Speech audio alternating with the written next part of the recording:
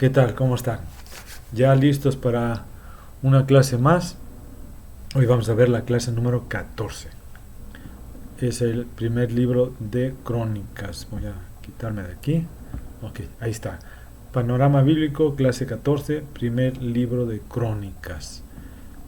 Este libro es muy interesante. Déjenme sacar mis apuntes. Ok, y el PowerPoint. Ahí está. ¿Sí?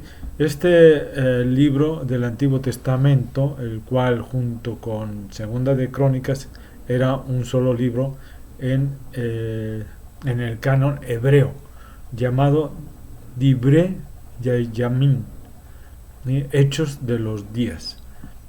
Los libros de Primera y Segunda de Crónicas, aunque muestra nuestras Biblias actualmente son dos libros separados, esa división se debió la longitud del libro. Acuérdense, cuando eran muy gruesos, muy largos, los dividían en dos, ¿no? Eso pasó en Samuel, en Reyes y ahorita en Crónicas. El libro fue dividido en dos partes, pero fue escrito como un solo libro con una narrativa coherente, ¿sí? La Septuaginta, donde se dividió en dos, este libro, se le llamaron Paraleipomena, cosas olvidadas, porque se creía que contenían historias que omitieron los libros anteriores, o sea, los libros históricos anteriores, Samuel y Reyes, ¿sí? Lo cual explica que en algunas versiones católico-romanas, pues estos libros se llamen paralipómenos, ¿sí? Ahí vamos a ver que el primer libro de Crónicas es un libro post-cautiverio, o sea, después del cautiverio. La palabra es nos trata desde Adán, ¿sí? Hasta, o sea, el libro total de Crónicas nos habla desde lo que es el Adán hasta lo que es el regreso del cautiverio y todo lo que aconteció posteriormente, ¿no? En el primer libro de Crónicas, ahorita vamos a ver cómo inicia y cómo termina. La obra es anónima, pero la tradición judía atribuye a que el autor quizá fuera Esdras, o menos probable un levita que en una época posterior, digamos, se aprovechó de los escritos de Esdras. El autor dice que incluso ahí dice haber usado documentos como base de sus obras. Hay diversidad de opiniones respecto a la identidad real del autor, ¿sí? Ahora, permítame adelantar el power. Ahí está, ¿no? Ahí está, la tradición judía, ¿sí?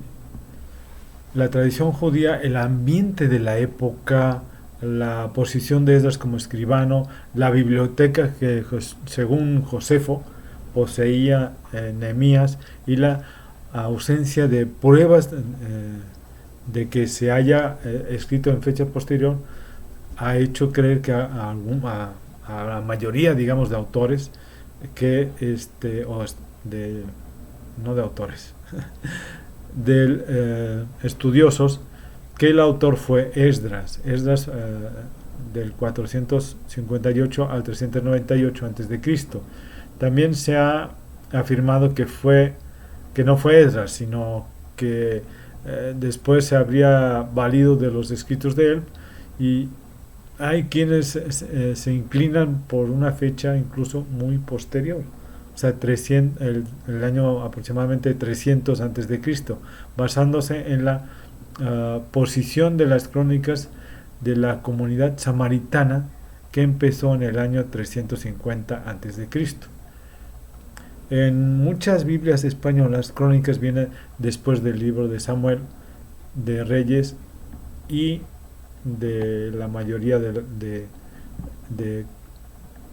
la mayoría de las crónicas. Es en realidad, digamos, un contenido repetitivo de los libros, ¿sí?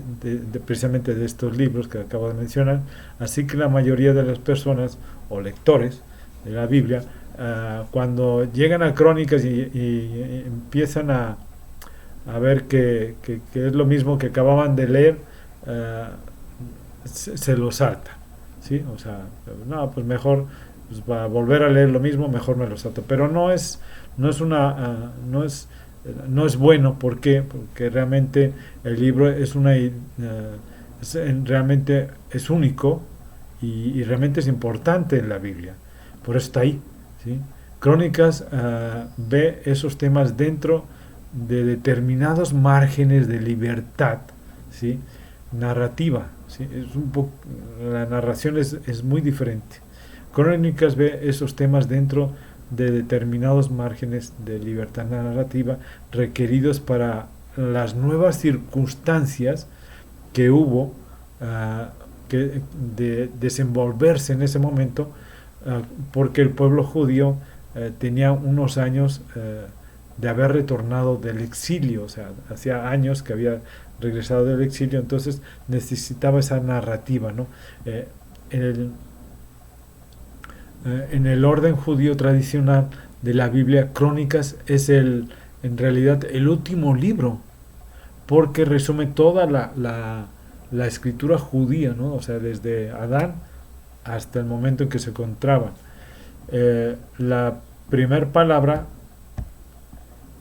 del primer libro de Crónicas es Adán, el primer personaje en el principio de la historia, ¿no? En Génesis vemos al primer humano, que es Adán, y el último capítulo muestra la muerte de David. Ahora no sabemos quién escribió realmente el libro, ¿no? Pero bueno, los detalles en él podemos saber que fue producido por alguien que vivió después de que los israelitas habían regresado del exilio en Babilonia.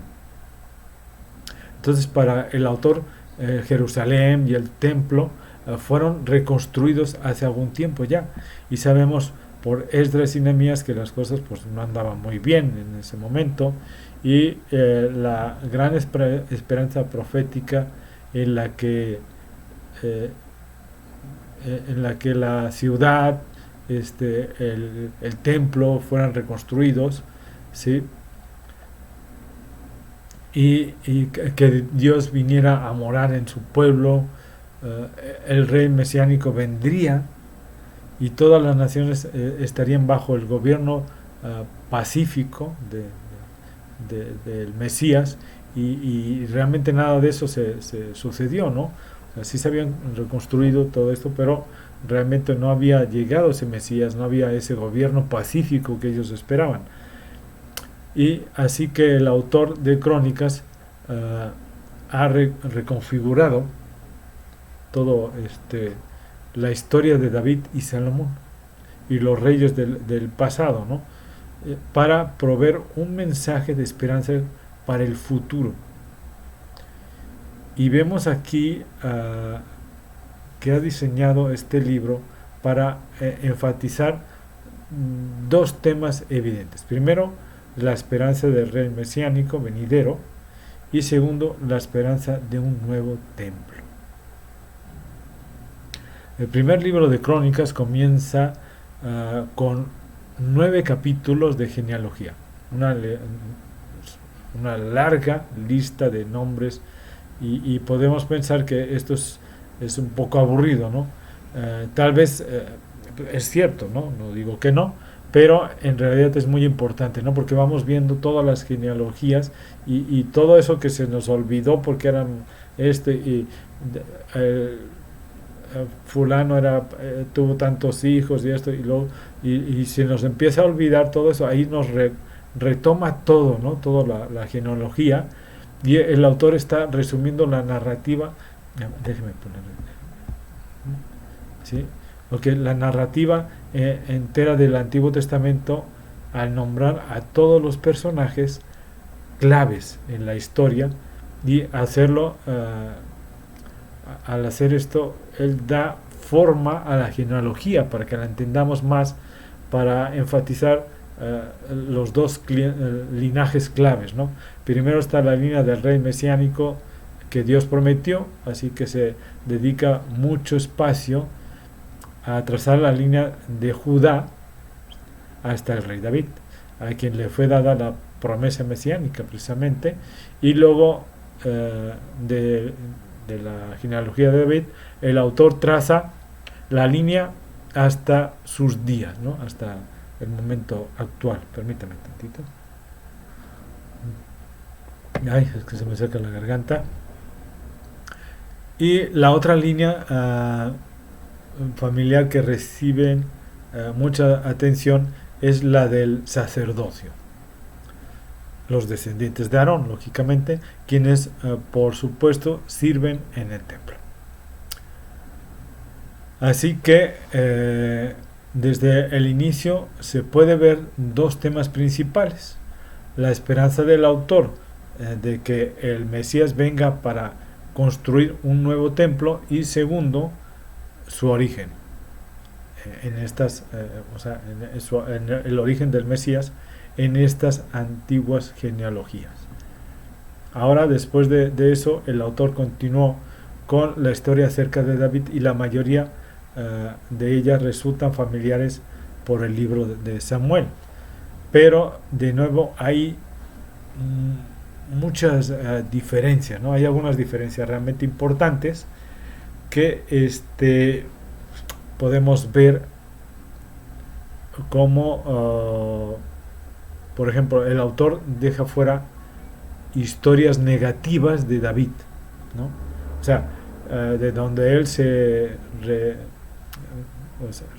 retrata a él, o se presenta a él como débil o inmoral. Saúl cazando a David en el desierto y persiguiéndolo, la historia del adulterio de David con Betsabé, el asesinato precisamente del esposo de Betsabé, todo eso queda fuera, y lo que queda son las historias que hacen ver a David como un buen hombre.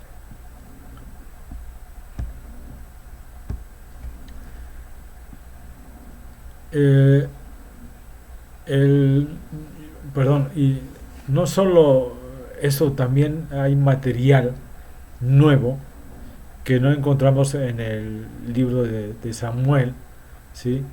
Que muestra a David desde una perspectiva muy positiva. Eso podemos ver lo que menciona a Nahum y a otros profetas que realmente en Samuel no están nombrados, y que aportan esa parte positiva de David, ¿no? Que no habíamos visto anteriormente. Hay un gran bloque de capítulos donde David hace preparaciones para el templo, y organiza los recursos y los constructores y a los levitas y los coros, ¿sí?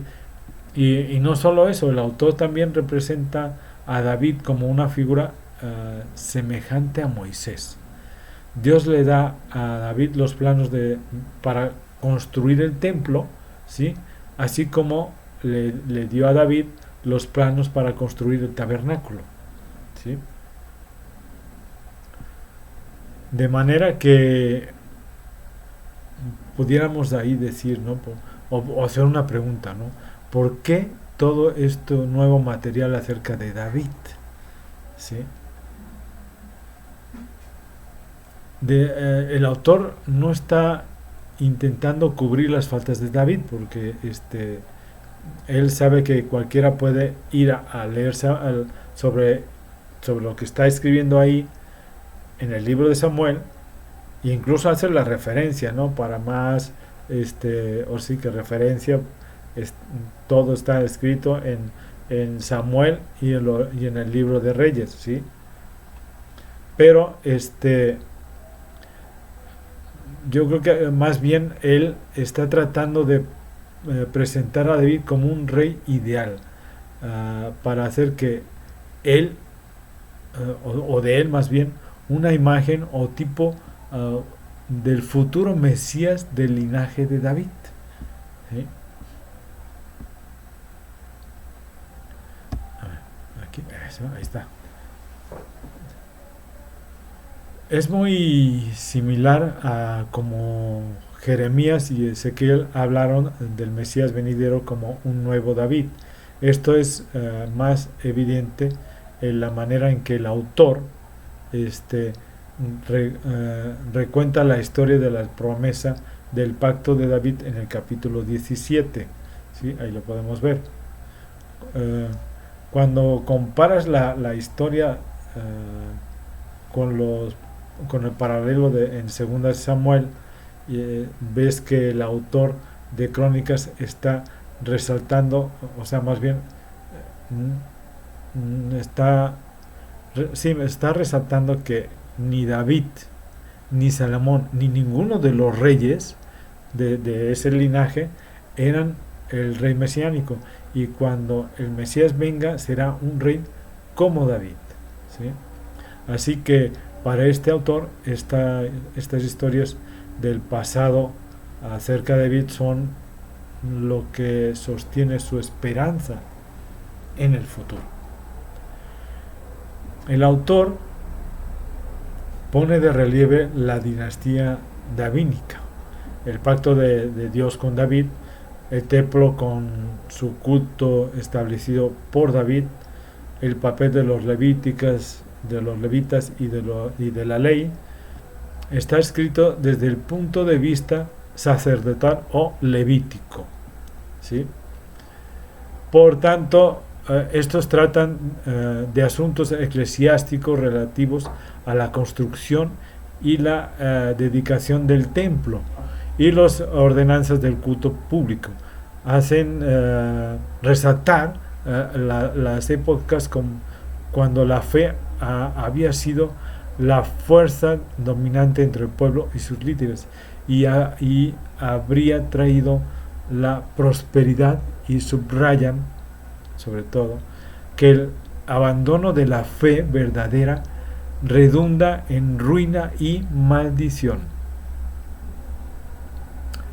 En aquella etapa el pueblo judío estaba llamado a reconsiderar su historia desde el punto de vista que les permitiera comprender mejor el presente y los orientara respecto a su futuro, ¿sí?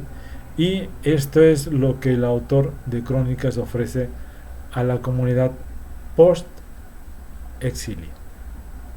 Una reflexión sobre el pasado de Israel y la elección de fidelidad al Señor, a su ley y al culto en el santuario de Jerusalén. Así llega al final el primer libro de Crónicas. Les digo, es un libro que sí repite muchas cosas que vemos en Samuel y en Reyes, pero también desde una perspectiva bastante diferente, y que nos ayuda mucho a entender, ¿no? Sin tanto tecnicismo, digamos, lo que había pasado en Samuel, lo que pasó en Reyes, ¿sí? Y también aporta algunas cosas nuevas en torno a cosas positivas, porque realmente muchas veces de David solo pensamos lo negativo, ¿no? Que hizo esto y que hizo lo otro, y a pesar de todo Dios lo exaltó, ¿sí?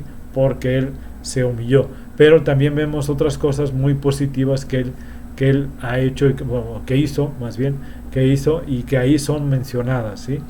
Entonces espero que les guste. La próxima semana vamos con segunda de Crónicas y seguimos con esa misma historia, ¿de acuerdo?